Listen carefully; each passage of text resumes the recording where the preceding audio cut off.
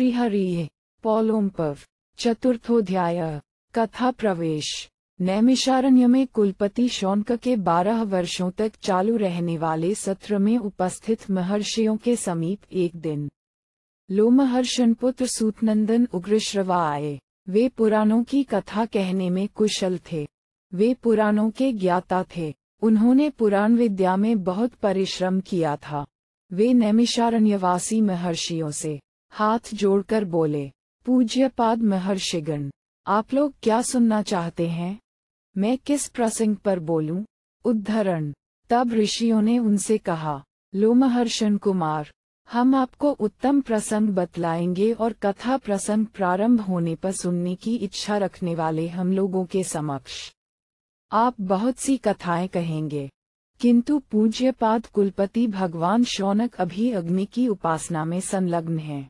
वे देवताओं और असुरों से संबंध रखने वाली बहुत सी दिव्य कथाएं जानते हैं। मनुष्यों, नागों तथा गंधर्वों की कथाओं से भी वे सर्वथा परिचित हैं।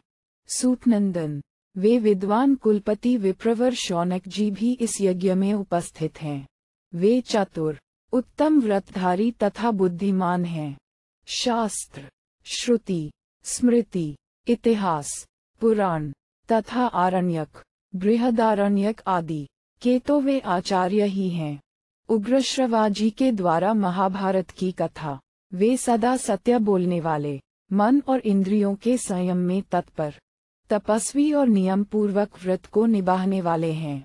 वे हम सभी लोगों के लिए सम्माननीय हैं। अतः जब तक उनका आना न हो तब तक प्रतीक्षा कीजिए।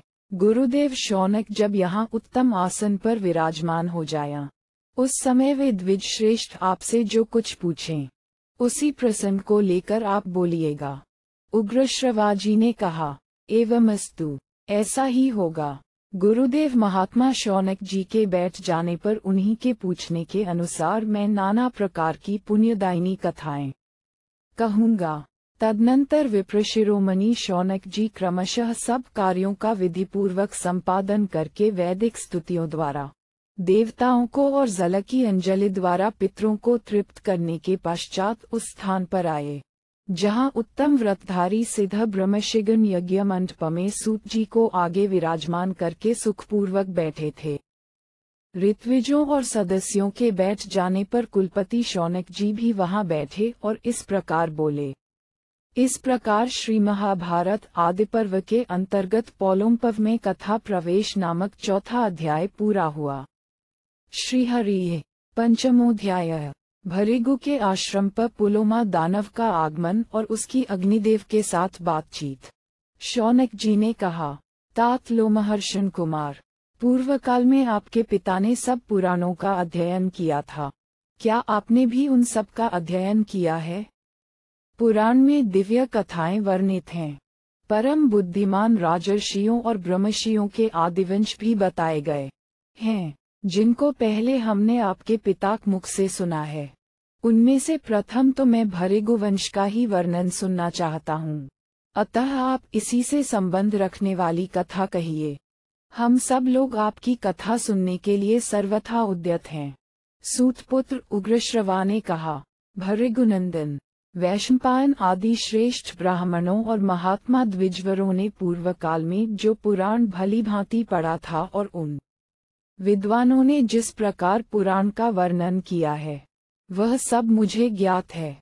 मेरे पिता ने जिस पुराण विद्या का भली भांति अध्ययन किया था, वह सब मैंने उन्हीं के मुख से पढ़ी और सुनी है। भृगुनंदन, आप पहले उस सर्वश्रेष्ठ भृगु वंश का वर्णन सुनिए, जो देवता, इंद्र, ऋषि और मरुदगणों से पूजित है। महामुने, आपके इस अत्यंत दिव्य भार्गववंश का परिचय देता हूँ। ये परिचय अद्भुत एवं युक्तियुक्त तो होगा ही, पुराणों के आश्रय से भी संयुक्त होगा। हमने सुना है कि स्वयंभू ब्रह्मा जी ने वरुण के यज्ञ में महर्षि भगवान भृगु को अग्नि से उत्पन्न किया था। भृगु के अत्यंत प्रिय पुत्र च्यवन हुए, जिन्हें भार्गव भी कहते हैं। च्यवन के पुत्र का नाम प्रमति था, जो बड़े धर्मात्मा हुए।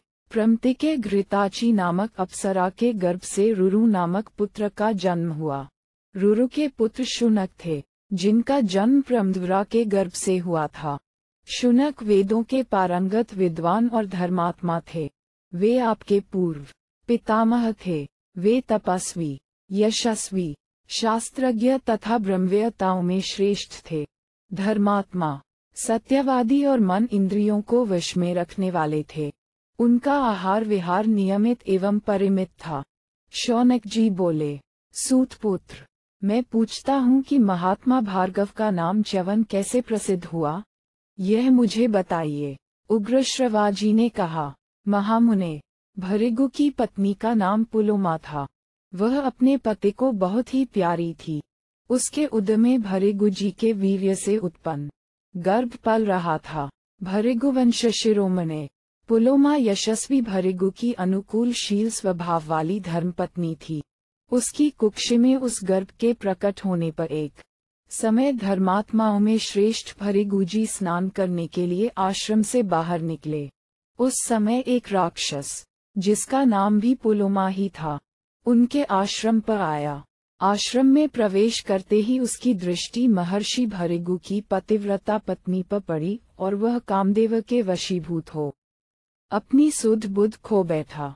सुंदरी पुलोमा ने उस राक्षस को अभ्यागत अतिथि मानकर वन के फल मूल आदि से उसका सत्कार करने के लिए उसे न्योता दिया। ब्रह्म, वह राक्षस काम से पीड़ित हो रहा था। उस समय उसने वहां पुलोमा को अकेली देख बड़े हर्ष का अनुभव किया, क्योंकि वह सती साध्वी पुलोमा को हर ले जाना चाहता था। मन में उस शुभलक्षणा सती के अपहरण की इच्छा रखकर वह प्रसन्नता से फूल उठा और मन ही मन बोला, मेरा तो काम बन गया। पवित्र मुस्कान वाली पुलोमा को पहले उस पुलोमा नामक राक्षस ने वरण किया था, किंतु पीछे उसके पिता ने शास्त्र विधि के अनुसार महर्षि भृगु के साथ उसका विवाह कर दिया। भृगुनंदन, उसके पिता का वह अपराध राक्षस के हृदय में सदा कांटे सा कसकता रहता था। यही अच्छा मौका है, ऐसा विचार कर उसने उस समय पुलोमा को हर ले जाने का पक्का निश्चय कर लिया। इतने ही में राक्षस ने देखा, अग्निहोत्र गृह में अग्निदेव प्रज्वलित हो रहे हैं। तब पुलोमा ने उस समय उस प्रज्वलित पावक से पूछा, अग्निदेव, मैं सत्य की शपथ देकर पूछता हूँ, बताओ, ये किसकी पत्नी है? उद्धरण, पावक, तुम देवताओं के मुख हो, अतः मेरे पूछने पर ठीक ठीक बताओ।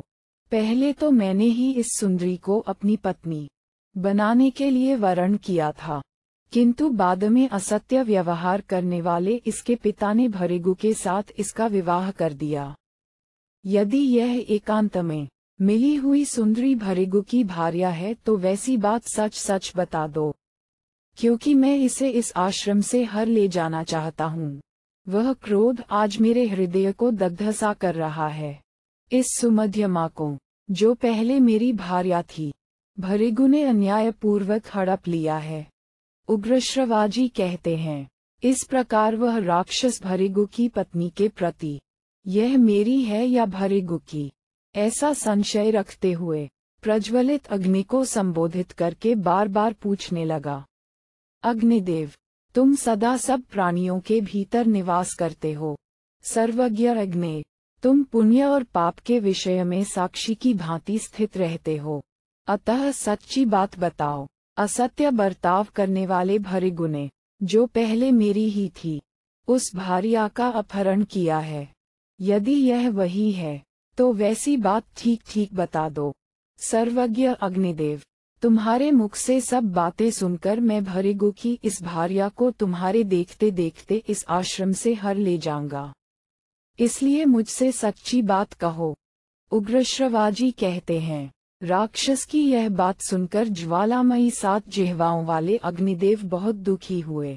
एक ओर वे झूठ से डरते थे तो दूसरी ओर भृगु के शाप से, अतः धीरे से इस प्रकार बोले। अग्निदेव बोले, दानव नंदन, इसमें संदेह नहीं कि पहले तुम्ही इस पुलोमा का वरण किया था, किंतु विधिपूर्वक मंत्रोच्चारण करते हुए इसके साथ तुमने विवाह नहीं किया था। पिता ने तो ये यशस्विनी पुलोमा भृगु को ही दी है। तुम्हारे वरण करने पर भी इसके महायशस्वी पिता तुम्हारे हाथ में इसे इसलिए नहीं देते थे कि उनके मन में तुमसे श्रेष्ठ वर मिल जाने का लोभ था। दानव।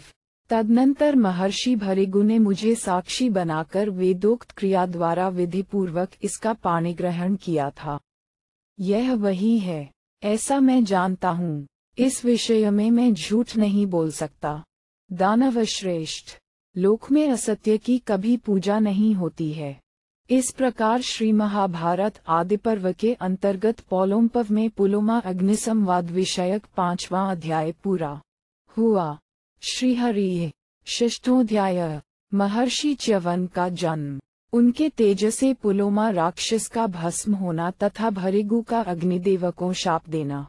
उग्रश्रवाजी कहते हैं, ब्रह्म अग्नि का यह वचन सुनकर उस राक्षस ने वराह का रूप धारण करके मन और वायु के समान वेग से उसका अपहरण किया। भृगुवंश शिरोमणे। उस समय वह गर्भ जो अपनी माता की कुक्ष में निवास कर रहा था, अत्यंत रोष के कारण योगबल से माता के उदर से च्युत होकर बाहर निकल आया। च्युत होने के कारण ही उसका नाम च्यवन हुआ। माता के उदर से च्युत होकर गिरे हुए उस सूर्य के समान तेजस्वी गर्भ को देखते ही वह राक्षस पुलोमा को छोड़कर गिर पड़ा और तत्काल जलकर भस्म हो गया। सुंदर कटिप्रदेश वाली पुलोमा दुख से मूर्छित हो गई और किसी तरह संभलकर भृगुकुल को आनंदित करने वाले अपने पुत्र भार्गव च्यवन को गोद में लेकर ब्रह्मा जी के पास चली। संपूर्ण लोकों के पितामह ब्रह्मा जी ने स्वयं भृगु की उस पतिव्रता पत्नी को रोती और नेत्रों से आंसू बहाती देखा। तब पितामह भगवान ब्रह्मा ने अपनी पुत्रवधू को सांत्वना दी, उसे धीरज बंधाया। उसके आंसुओं की बूंदों से एक बहुत बड़ी नदी प्रकट हो गई। वह नदी तपस्वी भृगु की उस पत्नी के मार्ग को आप्लावित किए हुए थी। उस समय लोक पितामह भगवान ब्रह्मा ने पुलोमा के मार्ग का अनुसरण करने वाली उस नदी को देखकर उसका नाम वधूसरा रख दिया, जो च्यवन के आश्रम के पास प्रवाहित होती है। इस प्रकार भृगु पुत्र प्रतापी च्यवन का जन्म हुआ। तदनंतर पिता भृगु ने वहां अपने पुत्र च्यवन तथा पत्नी पुलोमा को देखा और सब बातें जानकर उन्होंने अपनी भार्या पुलोमा से कुपित होकर पूछा। भृगु बोले, कल्याणी, तुम्हें हर लेने की इच्छा से आए हुए उस राक्षस को किसने तुम्हारा परिचय दे दिया? मनोहर मुस्कान वाली मेरी पत्नी तुझ पुलोमा को वह राक्षस नहीं जानता था। प्रिय, ठीक ठीक बताओ, आज मैं कुपित होकर अपने उस अपराधी को शाप देना चाहता हूँ। कौन मेरे शाप से नहीं डरता है? किसके द्वारा यह अपराध हुआ है? पुलोमा बोली, भगवान अग्निदेव ने उस राक्षस को मेरा परिचय दे दिया। इससे कुर्री की भांति विलाप करती हुई मुझ अबला को वह राक्षस उठा ले गया। आपके इस पुत्र के तेज से मैं उस राक्षस के चंगुल से छूट सकी हूँ। राक्षस मुझे छोड़कर गिरा और जलकर भस्म हो गया। उग्रश्रवाजी कहते हैं, पुलोमा का यह वचन सुनकर परम क्रोधी महर्षि भृगु का क्रोध और भी बढ़ गया। उन्होंने अग्निदेव को शाप दिया, तुम सर्वभक्षी हो जाओगे। इस प्रकार श्री महाभारत आदि पर्व के अंतर्गत पौलोम्पव में अग्निशाप विषयक 6वां अध्याय पूरा हुआ। श्रीहरि। सप्तमोऽध्याय। शाप से कुपित हुए अग्निदेव का अदृश्य होना और ब्रह्मा जी का उनके शाप को संकुचित करके उन्हें प्रसन्न करना। उग्रश्रवाजी कहते हैं, महर्षि भृगु के शाप देने पर अग्निदेव ने कुपित होकर यह बात कही, ब्रह्मा, तुमने मुझे शाप देने का ये दुस्साहसपूर्ण कार्य क्यों किया है? उद्धरण। मैं सदा धर्म के लिए प्रयत्नशील रहता और सत्य एवं पक्षपात शून्य वचन बोलता हूँ। अतः उस राक्षस के पूछने पर यदि मैंने सच्ची बात कह दी तो इसमें मेरा क्या अपराध है? जो साक्षी किसी बात को ठीक ठीक जानते हुए भी पूछने पर कुछ का कुछ कह देता, झूठ बोलता है, वह अपने कुल में पहले और पीछे की 7 पीढ़ियों का नाश करता, उन्हें नरक में ढकेलता है। इसी प्रकार जो किसी कार्य के वास्तविक रहस्य का ज्ञाता है, वह उसके पूछने पर यदि जानते हुए भी नहीं बतलाता, मौन रह जाता है तो वह भी उसी पाप से लिप्त होता है। इसमें संशय नहीं है। मैं भी तुम्हें शाप देने की शक्ति रखता हूँ तो भी नहीं देता हूँ, क्योंकि ब्राह्मण मेरे मान्य हैं। ब्रह्म, यद्यपि तुम सब कुछ जानते हो, तथापि मैं तुम्हें जो बता रहा हूँ उसे ध्यान देकर सुनो। मैं योग सिद्धि के बल से अपने आप को अनेक रूपों में प्रकट करके गार्हपत्य और दक्षिणाग्नि आदि मूर्तियों में, नित्य किए जाने वाले अग्निहोत्रों में, अनेक व्यक्तियों द्वारा संचालित सत्रों में, गर्भाधान आदि क्रियाओं में तथा ज्योतिष्टोम आदि मखों, यज्ञों में सदा निवास करता हूँ। मुझमें वेदोक्त विधि से जिस हविष्य की आहुति दी जाती है, उसके द्वारा निश्चय ही देवता तथा पितृगण तृप्त होते हैं। जल ही देवता हैं तथा जल ही पितृगण हैं। दर्श और पौर्णमास याग पितरों तथा देवताओं के लिए किए जाते हैं। अतः देवता पितर हैं और पितर ही देवता हैं। विभिन्न पर्वों पर ये दोनों एक रूप में भी पूजे जाते हैं और पृथक पृथक भी। मुझमें जो आहुति दी जाती है उसे देवता और पितर दोनों भक्षण करते हैं। इसीलिए मैं देवताओं और पितरों का मुख माना जाता हूँ। अमावास्या को पितरों के लिए और पूर्णिमा को देवताओं के लिए मेरे मुख से ही आहुति दी जाती है और उस आहुति के रूप में प्राप्त हुए हविष्य का वे देवता और पितर उपभोग करते हैं। सर्वभक्षी होने पर मैं इन सब का मुंह कैसे हो सकता हूँ? उद्धरण।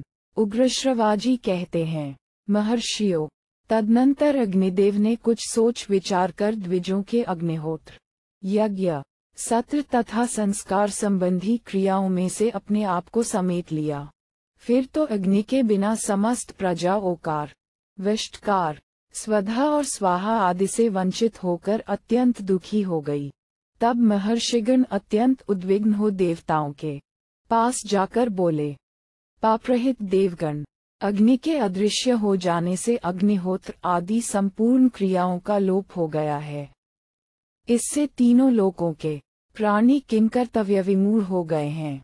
अतः इस विषय में जो आवश्यक कर्तव्य हो उसे आप लोग करें। इसमें अधिक विलंब नहीं होना चाहिए। तत्पश्चात ऋषि और देवता ब्रह्मा जी के पास गए और अग्नि को जो शाप मिला था एवं अग्नि ने संपूर्ण क्रियाओं से जो अपने आप को समेटकर अदृश्य कर लिया था, वह सब समाचार निवेदन करते हुए बोले, महाभाग, किसी कारणवश महर्षि भृगु ने अग्निदेव को सर्वभक्षी होने का शाप दे दिया है, किंतु वे संपूर्ण देवताओं के मुख, यज्ञ भाग के अग्रभोक्ता तथा संपूर्ण लोकों में दी हुई आहुतियों का उपभोग करने वाले होकर भी सर्वभक्षी कैसे हो सकेंगे? उद्धरण। देवताओं तथा ऋषियों की बात सुनकर विश्वविधाता ब्रह्मा जी ने प्राणियों को उत्पन्न करने वाले अविनाशी अग्नि को बुलाकर मधुर वाणी में कहा, हुताशन, यहाँ समस्त लोकों के सृष्टा और संहारक तुम ही हो। तुम ही तीनों लोकों को धारण करने वाले हो। संपूर्ण क्रियाओं के प्रवर्तक भी तुम ही हो। अतः लोकेश्वर, तुम ऐसा करो जिससे अग्निहोत्र आदि क्रियाओं का लोप न हो।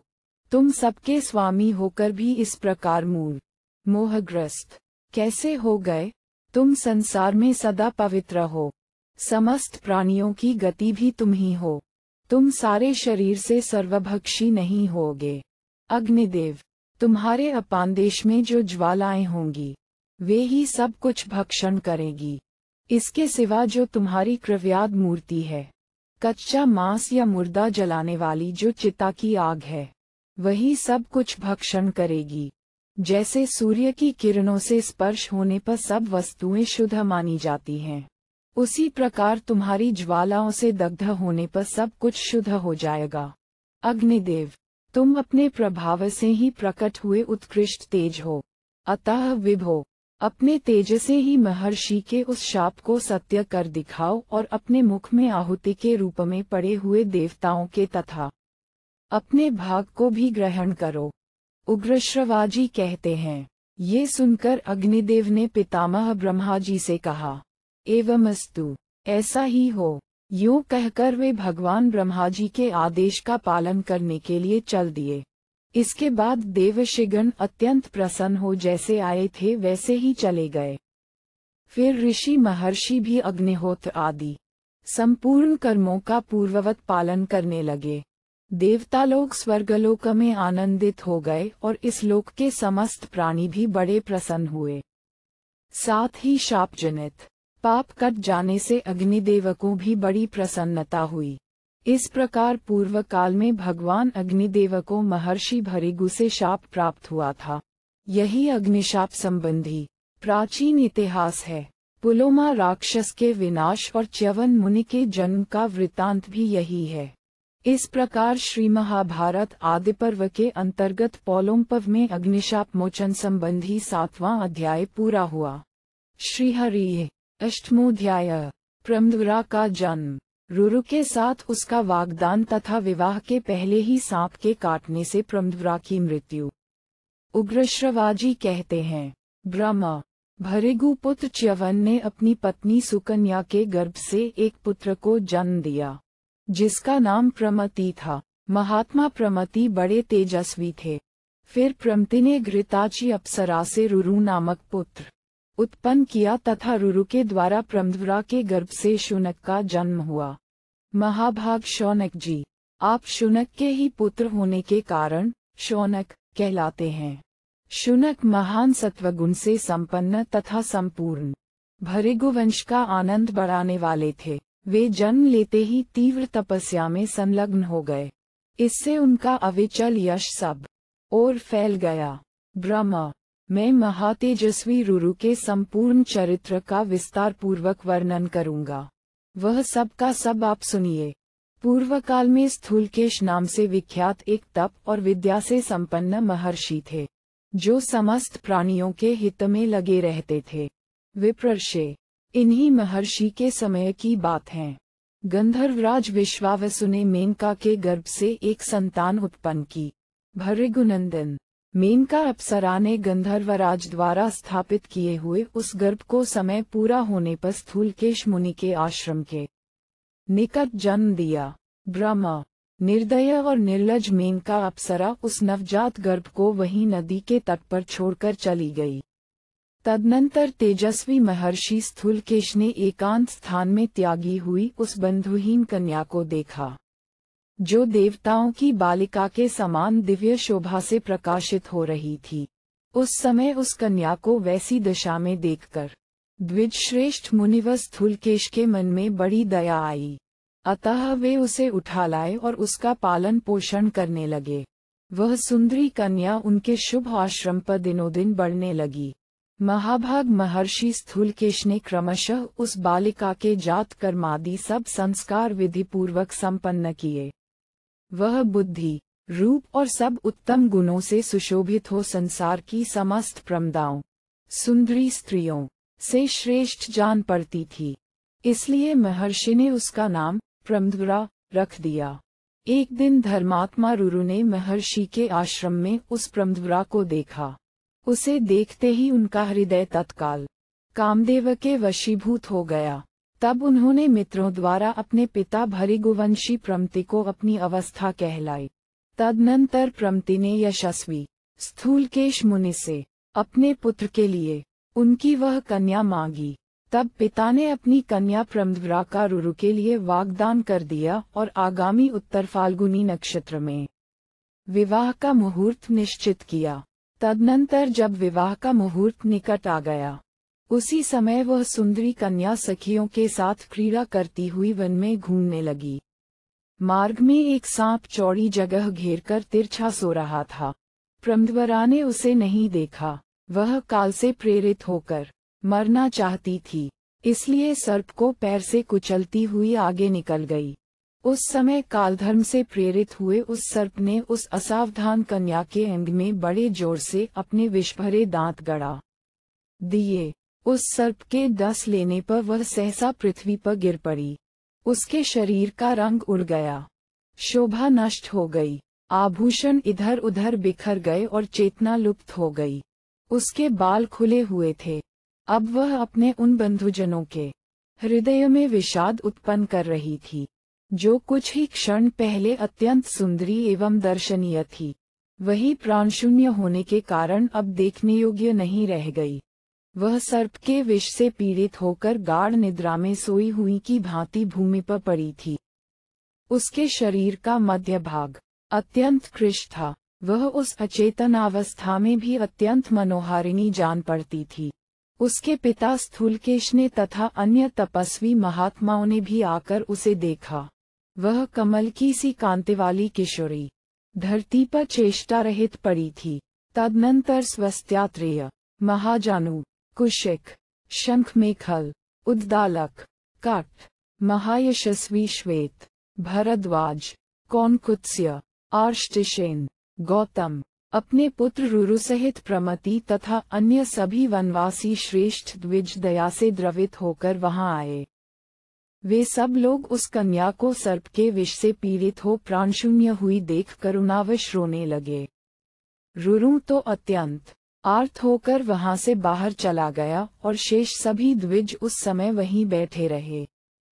इस प्रकार श्री महाभारत आदि पर्व के अंतर्गत पौलोम्पव में प्रमद्वरा के सर्पदंशन से संबंध रखने वाला 8वां अध्याय पूरा हुआ। दाक्षिणात्य अधिक पाठ का श्लोक मिलाकर कुल श्लोक हैं। श्रीहरि। नवमोऽध्याय। रुरु की आधी आयु से प्रमद्वरा का जीवित होना, रुरु के साथ उसका विवाह, रुरु का सर्पों को मारने का निश्चय तथा रुरु डुंडुब संवाद। उग्रश्रवाजी कहते हैं, शौनक जी, वे ब्राह्मण प्रमद्वरा के चारों ओर वहां बैठे थे। उसी समय रुरु अत्यंत दुखित हो गहन वन में जाकर जोर जोर से रुदन करने लगा। शोक से पीड़ित होकर उसने बहुत करुणाजनक विलाप किया और अपनी प्रियतमा प्रमद्वरा का स्मरण करके शोकमग्न हो इस प्रकार बोला, हाय, वह कृशांगी बाला मेरा तथा समस्त बांधवों का शोक बढ़ाती हुई भूमि पर सो रही है। इससे बढ़कर दुख और क्या हो सकता है? यदि मैंने दान दिया हो, तपस्या की हो अथवा गुरुजनों की भली भांति आराधना की हो तो उसके पुण्य से मेरी प्रिया जीवित हो जाए। यदि मैंने जन्म से लेकर अब तक मन और इंद्रियों पर संयम रखा हो और ब्रह्मचर्य आदि व्रतों का दृढ़तापूर्वक पालन किया हो तो यह मेरी प्रिया प्रमद्वरा अभी जी उठे। यदि पापी असुरों का नाश करने वाले, इंद्रियों के स्वामी जगदीश्वर एवं सर्वव्यापी भगवान श्री कृष्ण में मेरी अविचल भक्ति हो तो ये कल्याणी प्रमद्वरा जी उठे। इस प्रकार जब रुरु पत्नी के लिए दुखित हो अत्यंत विलाप कर रहा था, उस समय एक देवदूत उसके पास आया और वन में रुरु से बोला।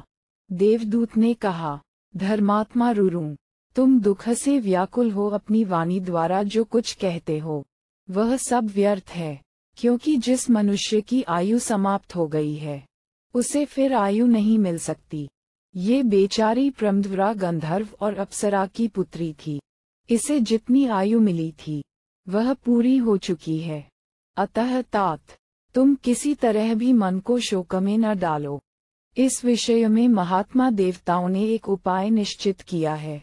यदि तुम उसे करना चाहो तो इस लोक में प्रमद्वरा को पा सकोगे। रुरु बोला, आकाशचारी देवदूत, देवताओं ने कौन सा उपाय निश्चित किया है? उसे ठीक ठीक बताओ, उसे सुनकर मैं अवश्य वैसा ही करूँगा। तुम मुझे इस दुख से बचाओ। देवदूत ने कहा, भृगुनंदन रुरु, तुम उस कन्या के लिए अपनी आधी आयु दे दो। ऐसा करने से तुम्हारी भार्या प्रमद्वरा जी उठेगी। रुरु बोला, देवश्रेष्ठ, मैं उस कन्या को अपनी आधी आयु देता हूँ। मेरी प्रिया अपने श्रृंगार, सुंदर रूप और आभूषणों के साथ जीवित हो उठे। उग्रश्रवाजी कहते हैं, तब गंधर्वराज विश्वावसु और देवदूत दोनों सत्पुरुषों ने धर्मराज के पास जाकर कहा, धर्मराज, रुरु की भार्या कल्याणी प्रमद्वरा मर चुकी है। यदि आप मान लें तो वह रुरु की आधी आयु से जीवित हो जाए। धर्मराज बोले, देवदूत, यदि तुम रुरु की भार्या प्रमद्वरा को जिलाना चाहते हो तो वह रुरु की ही आधी आयु से संयुक्त होकर जीवित हो उठे। उग्रश्रवाजी कहते हैं, धर्मराज के ऐसा कहते ही वह सुंदरी मुनिकिया प्रमद्वरा रुरु की आधी आयु से संयुक्त हो सोई हुई की भांति जाग उठी। उत्तम तेजस्वी रुरु के भाग्य में ऐसी बात देखी गई थी। उनकी आयु बहुत बड़ी चढ़ी थी। जब उन्होंने भार्या के लिए अपनी आधी आयु दे दी, तब दोनों के पिताओं ने निश्चित दिन में प्रसन्नतापूर्वक उनका विवाह कर दिया। वे दोनों दंपति एक दूसरे के हितैषी होकर आनंद पूर्वक रहने लगे। कमल के केसर की सी कांति वाली उस दुर्लभ भार्या को पाकर व्रतधारी रुरु ने सर्पों के विनाश का निश्चय कर लिया। वह सर्पों को देखते ही अत्यंत क्रोध में भर जाता और हाथ में डंडा ले उन पर यथाशक्ति प्रहार करता था। एक दिन की बात है, ब्राह्मण रुरु किसी विशाल वन में गया।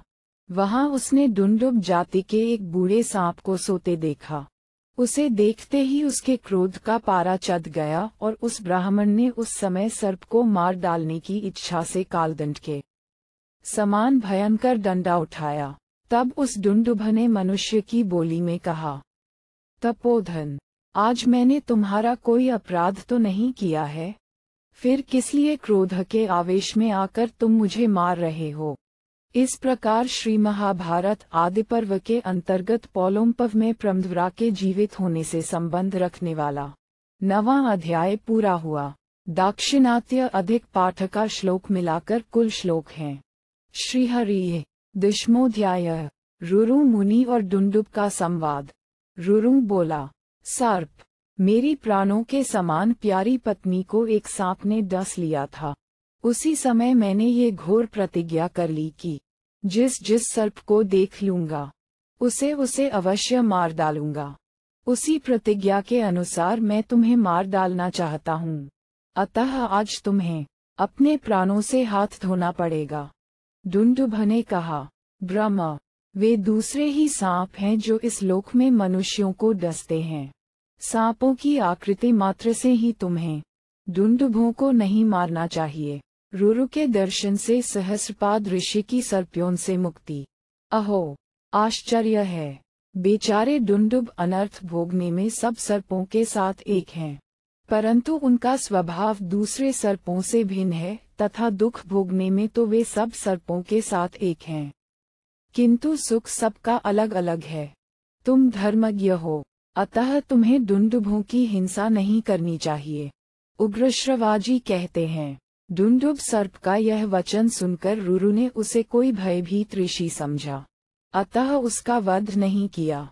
इसके सिवा बड़भागी रुरु ने उसे शांति प्रदान करते हुए से कहा, भुजंगम, बताओ, इस विकृत सर्प योनि में पड़े हुए तुम कौन हो।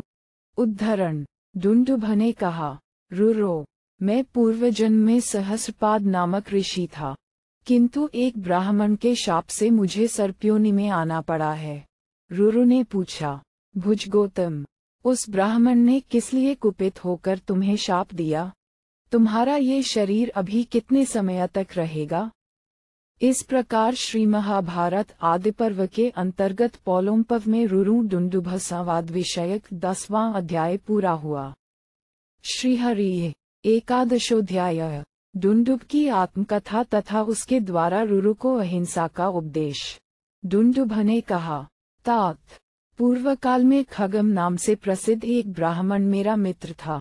वह महान तपोबल से संपन्न होकर भी बहुत कठोर वचन बोला करता था। एक दिन वह अग्निहोत्र में लगा था। मैंने खिलवाड़ में तिनकों का एक सर्प बनाकर उसे डरा दिया। वह भय के मारे मूर्छित हो गया। फिर होश में आने पर वह सत्यवादी एवं कठोरव्रती तपस्वी मुझे क्रोध से दग्धसा करता हुआ बोला, अरे, तूने मुझे डराने के लिए जैसा अल्प शक्ति वाला सर्प बनाया था, मेरे शापवश ऐसा ही अल्पशक्ति संपन्न सर्प तुझे भी होना पड़ेगा। तपोधन। मैं उसकी तपस्या का बल जानता था, अतः मेरा हृदय अत्यंत उद्विग्न हो उठा और बड़े वेग से उसके चरणों में प्रणाम करके हाथ जोड़ सामने खड़ा हो उस तपोधन से बोला, स्खे, मैंने परिहास के लिए सहसा ये कार्य कर डाला है। ब्रह्म, इसके लिए क्षमा करो और अपना ये शाप लौटा लो। मुझे अत्यंत घबराया हुआ देखकर संभ्रम में पड़े हुए उस तपस्वी ने बार बार गर्म सांस खींचते हुए कहा, मेरी कही हुई यह बात किसी प्रकार झूठी नहीं हो सकती। निष्पाप तपोधन, इस समय मैं तुमसे जो कुछ कहता हूँ उसे सुनो और सुनकर अपने हृदय में सदा धारण करो। भविष्य में महर्षि प्रमति के पवित्र पुत्र रुरु उत्पन्न होंगे। उनका दर्शन करके तुम्हें शीघ्र ही इस शाप से छुटकारा मिल जाएगा।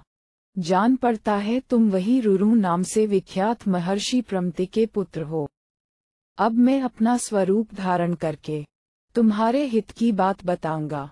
इतना कहकर महायशस्वी विप्रवर सहस्रपाद ने दुंदुभ का रूप त्याग कर पुनः अपने प्रकाशमान स्वरूप को प्राप्त कर लिया। फिर अनुपम ओजवाले रुरु से यह बात कही, समस्त प्राणियों में श्रेष्ठ ब्राह्मण, अहिंसा सबसे उत्तम धर्म है। अतः ब्राह्मण को समस्त प्राणियों में से किसी की कभी और कहीं भी हिंसा नहीं करनी चाहिए। ब्राह्मण इस लोक में सदा सौम्य स्वभाव का ही होता है, ऐसा श्रुति का उत्तम वचन है। वह वेद वेदांगों का विद्वान और समस्त प्राणियों को अभय देने वाला होता है। अहिंसा, सत्य भाषण, क्षमा और वेदों का स्वाध्याय निश्चय ही ये ब्राह्मण के उत्तम धर्म हैं। क्षत्रिय का जो धर्म है वह तुम्हारे लिए अभीष्ट नहीं है। रुरो, दंड धारण, उग्रता और प्रजापालन, ये सब क्षत्रियों के कर्म रहे हैं। मेरी बात सुनो। पहले राजा जन्मेजय के यज्ञ में सर्पों की बड़ी भारी हिंसा हुई। द्विज श्रेष्ठ, फिर उसी सर्प सत्र में तपस्या के बल वीर्य से संपन्न वेद वेदांगों के पारंगत विद्वान विप्रवर आस्तिक नामक ब्राह्मण के द्वारा भयभीत सर्पों की प्राण रक्षा हुई। इस प्रकार श्री महाभारत आदि पर्व के अंतर्गत पौलोम्पव में दुंदुभ सापमोश विषयक 11वां अध्याय पूरा हुआ। श्रीहरि। द्वादशोध्याय। जन्मेजय के सर्पसत्र के विषय में रुरु की जिज्ञासा और पिता द्वारा उसकी पूर्ति। रुरु ने पूछा, द्विज श्रेष्ठ, राजा जन्मेजय ने सर्पों की हिंसा कैसे की, अथवा उन्होंने किस लिए यज्ञ में सर्पों की हिंसा करवाई। विप्रवर। परम बुद्धिमान महात्मा आस्तिक ने किस लिए सर्पों को उस यज्ञ से बचाया था, ये सब मैं पूर्ण रूप से सुनना चाहता हूँ। ऋषि ने कहा, रुरो, तुम कथावाचक ब्राह्मणों के मुख से आस्तिक का महान चरित्र सुनोगे। ऐसा कहकर सहस्रपाद मुनि अंतर्धान हो गए। उग्रश्रवाजी कहते हैं, तदनंतर रुरु वहां अदृश्य हुए मुनि की खोज में उस वन के भीतर सब ओर दौड़ता रहा और अंत में थककर पृथ्वी पर गिर पड़ा। गिरने पर उसे बड़ी भारी मूर्छा ने दबा लिया। उसकी चेतना नष्ट सी हो गई। महर्षि के यथार्थ वचन का बार बार चिंतन करते हुए होश में आने पर रुरु घर लौट आया। उस समय उसने पिता से वे सब बातें कह सुनाई और पिता से भी आस्तिक का उपाख्यान पूछा। रुरु के पूछने पर पिता ने सब कुछ बता दिया। इस प्रकार श्री महाभारत आदि पर्व के अंतर्गत पौलोम्पव में सर्पसत्र प्रस्तावना विषयक 12वां अध्याय पूरा हुआ।